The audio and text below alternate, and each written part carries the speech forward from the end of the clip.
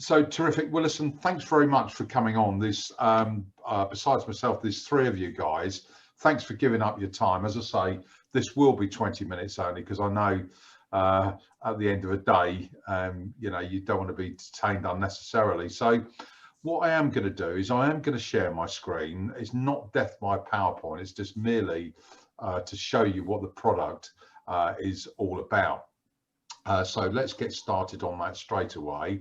The good news is, just so you know, what I am going to do is at the conclusion of this, I'm going to send you exactly what you have seen this afternoon. So you'll get all of that, and I'll email that to you at the conclusion. So welcome to this Inside the Mind of a Murderer short showcase.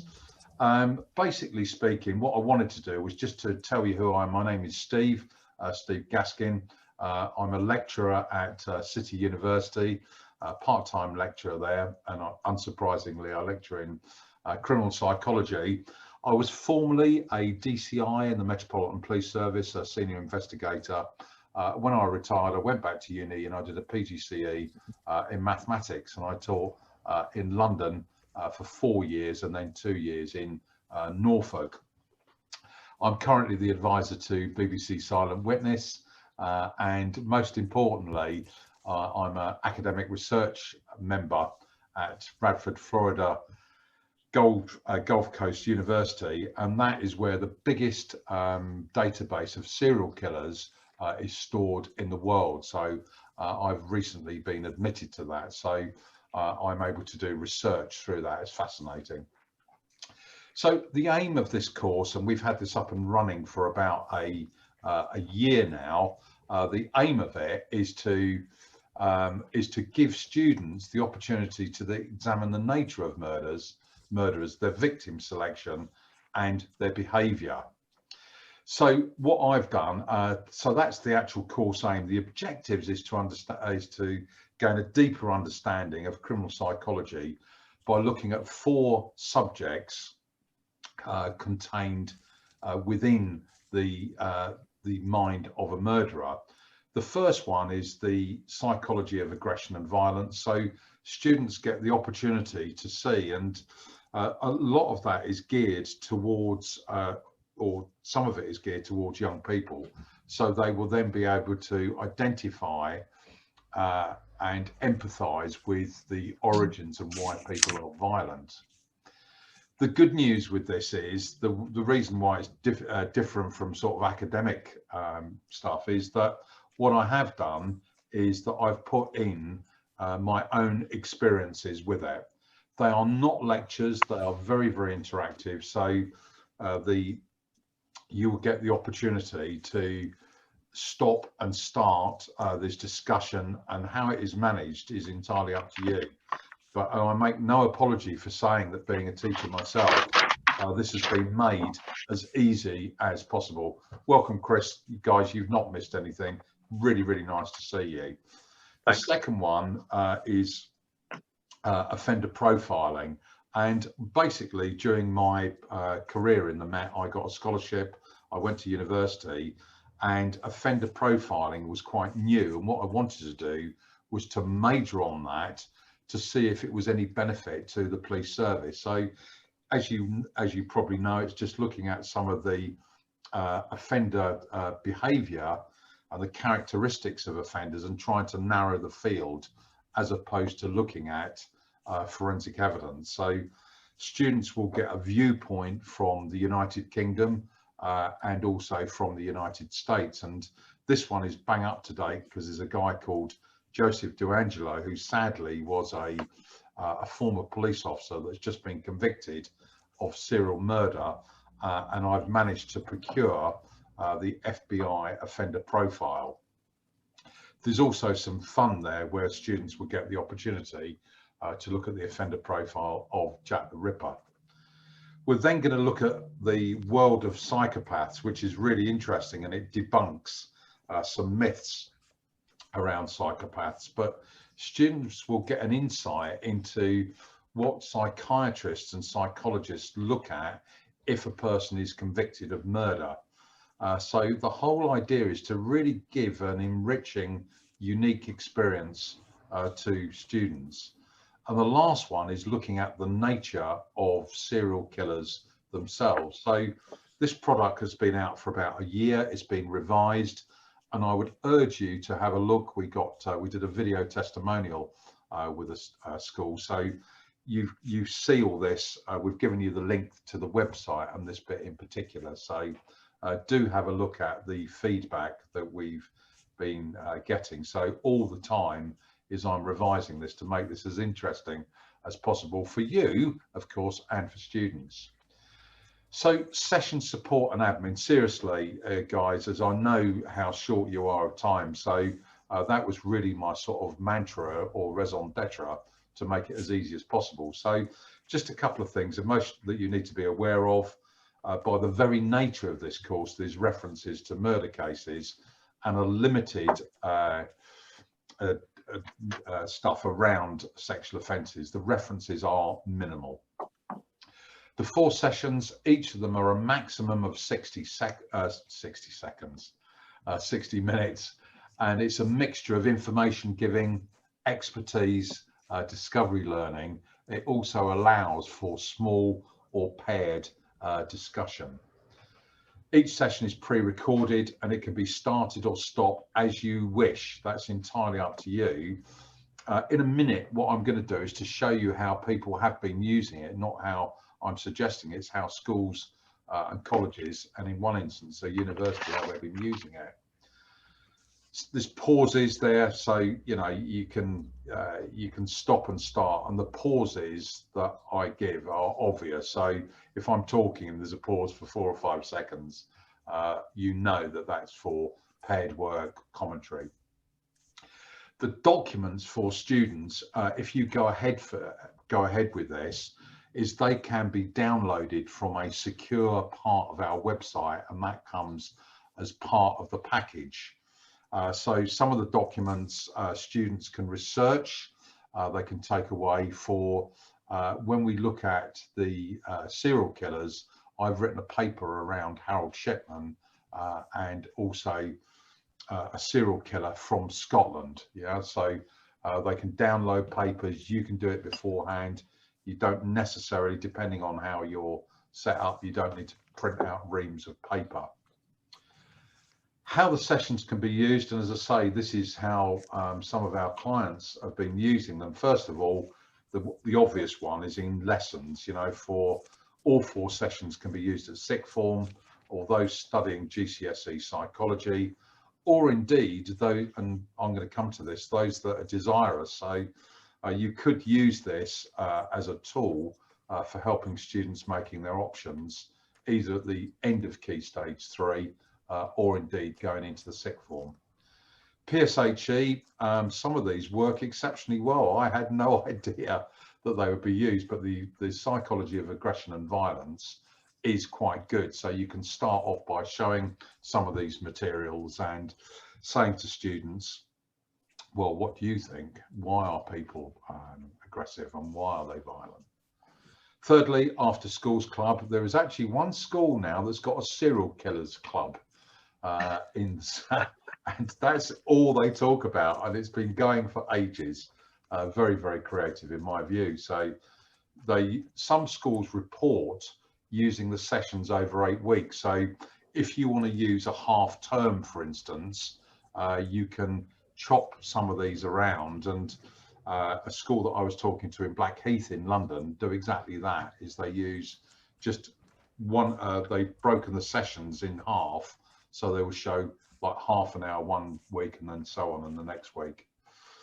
Activity weeks or days, we get caught, we do a lot of business with this, particularly around crime scene investigation during activities week. You know, when year 11 have left and you've got year 10, and it's quite good to be used in school if you have trips out. This is a really good one. We mainly do CSI, but there's no reason why we can't use this. So yeah, it can be used during activities week, particularly those that are looking at doing A-level psychology. So just a quick guide here. this is for you guys. Just ensure there's appropriate broadcasting facilities for sound. Make sure that students have got the opportunity to take notes. They don't have to, but you know, depending on your learning style, some students will want to do that. Correct documentation for the event, that's really, really easy.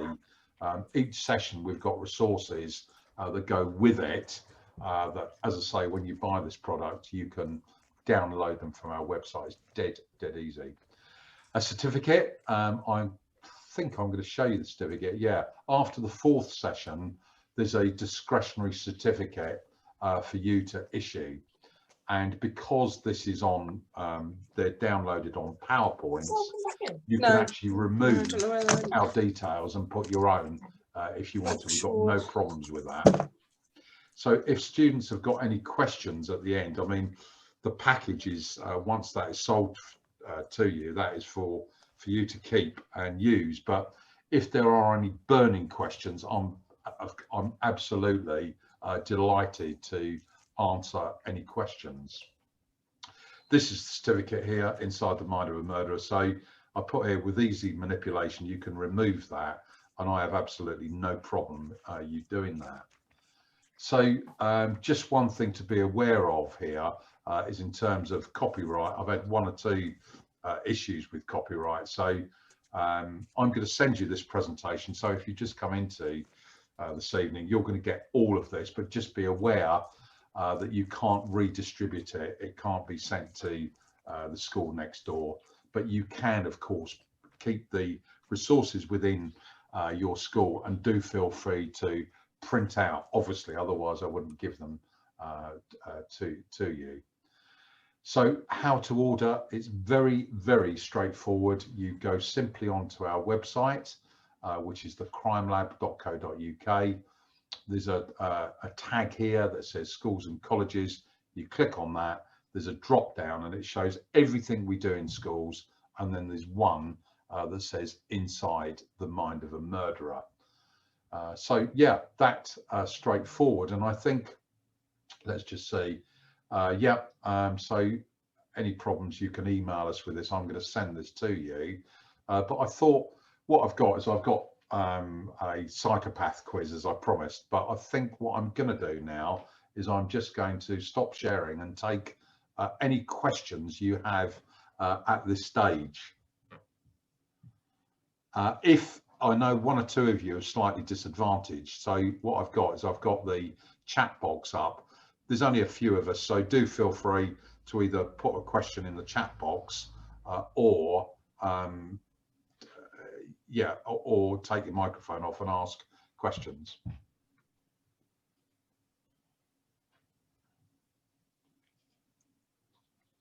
I don't think I've got any. Right, I think I've got away with this quite lightly. Anyway, I suppose the good news is you're going to get a copy of this presentation. I'm recording it, so you can then kind of mull over it. It is quite different. I often think that if someone broke into this and saw what we were talking about, I think it was really quite strange. So I think there's a couple of things I want to add. It's academically rigorous for obvious reasons, but because of the ripe experience I had as a police officer, what I've done is I've supplemented some of the academic stuff with my own experiences for children to have a look at. In that case, what I am going to do, and do feel free to email me questions at any time you like. So what I thought I would do is this, and we're going to go straight really from the hip, is, oh yeah, just one thing. If a bit of an offer there, I set this up a few weeks ago. If you order before Friday the 7th of May, you'll receive a £25 voucher, which comes off the total price. It's like a coupon, and you just, when you come to check out, you just put the word murder in there, and if you book before the 7th of May, you'll get 25 quid off. As you've seen, the product is £300, but obviously you can get it for £275. So I think what I will do is I'm going to do this with you guys. I'll just show how it works, and acknowledging here This is not my work. It originally comes, and you'll see this in the psychopaths section, is most of this work comes from two PhD students. They're married to each other now here, and in the 70s, 80s and 90s, they developed this psychopath checklist, mainly for people that have been convicted of serious offences, so that when the judge came to sentence, they had a good overall view. But more recently, there's a fantastic book written by Kevin Dutton, who we know quite well. And this is just really what it will do is it fleshes out the variables around psychopathic behavior, such as egocentricity, ruthlessness, fearlessness, lack of conscience. And an example that I give of a lack of conscience is I was bouncing around a lecture theatre talking about some criminal psychology, and I dropped 20 quid out of my pocket, and some undergrad said, "Steve, you've just dropped 20 quid. Now, psychopaths see that as being my problem and not theirs, a lack of conscience. Now, the reason I've got he or she in there is you can apply this to yourself. You can apply it to your partner or someone you know. It's not a tick box. What you need to do is, let's just take one here. Seeing an animal injured in pain doesn't bother he or she in the slightest. That could be you. If you agree strongly, then score that as 3. If you disagree, 0 and 1 and 2. So it's a total of 33. And then what I will do is to give you the intervals so you can make some sense of this. This does work very, very well with students. I find that they normally apply it to someone they know. So I'll give you just a couple of seconds just to go through that and score that. And then afterwards, I'll give you the class intervals to work out the sense of this.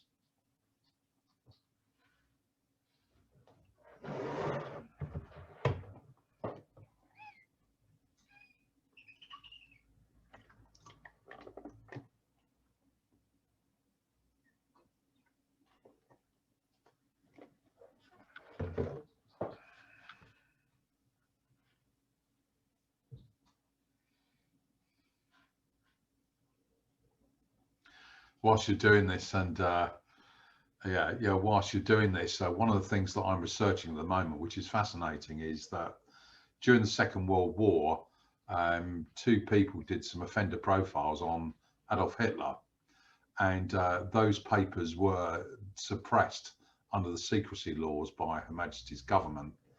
And recently they've been declassified and sent to Cambridge University, and Cambridge have very kindly allowed me to look at those papers.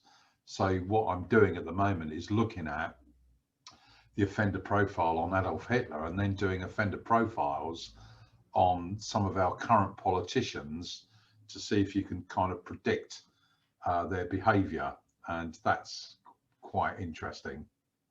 Yeah, so those are some of the things that we're getting up to at the moment. And what I am going to do, and this was, I should have said I work with my wife and my 3 daughters, and my wife has suggested that we're doing an event in a few weeks' time online, and it's the psychology of blackmail. So irrespective of whether you buy this product or not, when we send you a copy of this, we'll send you the Zoom link and you can come on. It is fascinating, the psychology of blackmail. So I think that's really enough time around that. So this is part of the package, by the way. So, okay, let's just see where you scored. And if you haven't had the time to finish this, you're going to see it anyway when I send you the recording. So what do they mean? You can see Hannibal Lecter here. I think I've taken that out of the children's presentation because they won't know who Hannibal Lecter is. So what do they mean? This is Professor Kevin Dutton's class intervals, 0 to 10, little or no psychopathic tendencies. 11 to 20, person exhibits some demonstrable psychopathic tendencies such as egocentricity or cold-heartedness. Egocentricity is the major hallmark of a psychopath. 21 to 30, stepping up hugely here. person exhibits a whole cluster of psychopathic tendencies. They're mostly manifested by verbal and physical behaviour. And I've commented on this on the very short paper that I've written on Howard Shipman. He wouldn't listen to anyone at all. And I'm sure you're well into it, but I remember during my NQT year is really listening to my mentor, head of mathematics, and of course the students themselves. But Howard Shipman wasn't having any of this. He was known as Dr. Know-it-all. And finally, if you've scored this on yourself or your partner, the person is exhibiting 31 to 33, exhibiting psychopathic dominance. They're superficially charming but shallow. They care little for other people and dominated by extreme egocentricity. And I've taken this off from the students one. If you've scored a partner on this, move out. So that is basically it. I thought I'd just put that we promised that we would show that to you. And really, that is the end of the presentation. As I say, thanks so much for giving up your time. It's gone down well with teachers. I think there's a really good educational dividend in there. It's easy for you guys to run. It's actually fun as well, which is quite good. And it might start triggering some children at Key Stage 3, if you offer this as a GCSE or A-level, to what their choices might be. So it might be a bit of a catalyst there. Yeah, so it's really over to you guys. Any questions? As I say, this has been recorded. I'll send you a copy of that. Kelly, thanks for coming on. See if you can stretch the budget. I do understand that, and that's why we've kept this as reasonable as possible, particularly if you get a bit of a 25 quid off. Very briefly, we will come out and deliver this live, and it will last a whole day, but the fee is very different to this. So that's if you do want me to come out, then I'll have a chat. But failing anything else, guys, thank you so much for coming on. All of this is recorded. You'll get a copy of this, and yeah, look forward to you ordering seriously any questions. team@thecrimelab.co.uk. Thanks very much for coming on. Thanks very much. Thanks, Steve. Bye. Cheerio. Bye-bye.